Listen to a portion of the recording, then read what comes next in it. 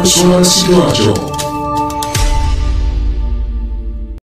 Sahabat, infrastruktur merupakan roda penggerak pertumbuhan ekonomi, di mana pembangunan infrastruktur yang terus dikebut di Indonesia tentu memiliki banyak manfaat bagi ekonomi masyarakat setempat. Hal ini mengemuka dalam program Airlangga Forum dengan tema Dampak Infrastruktur Terhadap Pertumbuhan Ekonomi Blora yang digelar pada Jumat lalu. Profesor Badri Munir Sukoco, Direktur Sekolah Pasca Sarjana UNER, menyampaikan adanya pembangunan infrastruktur yang terus dilaksanakan di Indonesia, di antaranya jalan, bisa jadi penggerak ekonomi masyarakat setempat untuk jalur distribusi sebagai produsen. Meski begitu, Profesor Badri menekankan jangan sampai infrastruktur yang sudah ada justru malah dimanfaatkan oleh produsen asing. Bagaimana infrastruktur yang sudah dibangun ini bisa memfasilitasi transformasi ekonomi Indonesia. Bagaimana menjadikan Indonesia menjadi produsen yang bernilai tambah tinggi dan berdaya saing lebih tinggi.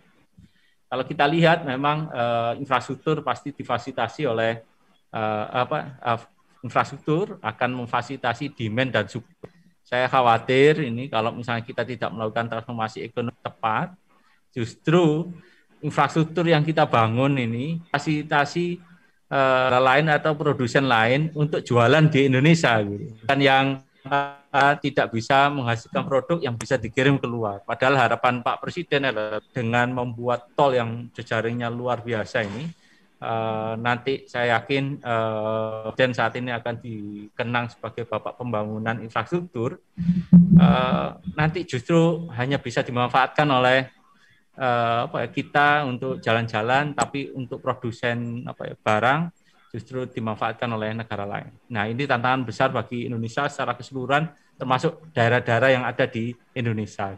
Profesor Bambang Sektiari Lukiswanto, Wakil Rektor UNER, menuturkan, bagi daerah-daerah seperti Blora, Jawa Tengah yang memiliki potensi pertanian dan peternakan, maka infrastruktur harus kuat, ditunjang dengan SDM yang memiliki kompetensi dan kualifikasi, serta ekosistem usaha yang kondusif. Berbagai aspek tadi nanti mungkin saya bisa sampaikan beberapa hal yang itu memang harus dikuatkan.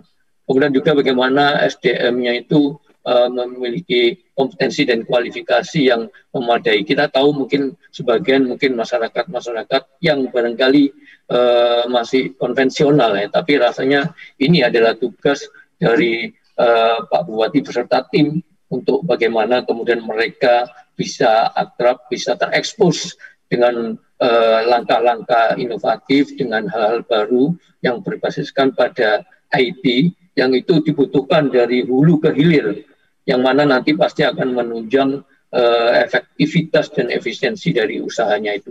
Kemudian juga ekosistem usaha yang kondusif, artinya tentu saja akan sangat terkait dengan berbagai macam peraturan-peraturan pemerintah, peraturan menteri maupun juga pergub ya, yang memang harusnya ini semuanya linear, sinergis, dan tentu yang proper, yang betul-betul memihak pada masyarakat luas, terutama pada petani dan peternak. Sementara itu, Arif Rohman, Bupati Blora, Jawa Tengah, dalam forum ini mengapresiasi atas masukan oleh kalangan akademisi UNER. Pihaknya berkeinginan ada sinergi lebih lanjut antara kedua belah pihak, sehingga problem di wilayah setempat bisa dipetakan dan dipolakan untuk dicari solusi agar lebih maju dalam berbagai bidang. Masukan-masukannya sangat biasa. Ini sudah kami catat, dan tentunya kita ingin langkah-langkah konkretnya ke depan. Ya. Izin Pak Pembantu Rektor, nanti kita mungkin MOU dengan Rektorat dan juga dengan Pasca Sarjana untuk kita lebih lakukan tahapan-tahapan konkretnya nanti seperti apa. Seperti tadi potensi peternakan, kita juga perlu menyiapkan Green DC-nya, ini kira-kira seperti apa. Kalau perlu nanti di Blora dibuat percontohan lah. Sahabat, pembangunan infrastruktur dan pembangunan ekonomi memiliki hubungan timbal balik karena pembangunan infrastruktur menimbulkan ekspansi ekonomi melalui efek multiplier. Hal ini menyerap makin besarnya aliran barang dan orang yang beredar atau bersirkulasi di seluruh perekonomian. Panji Harto, Suara Sidoarjo.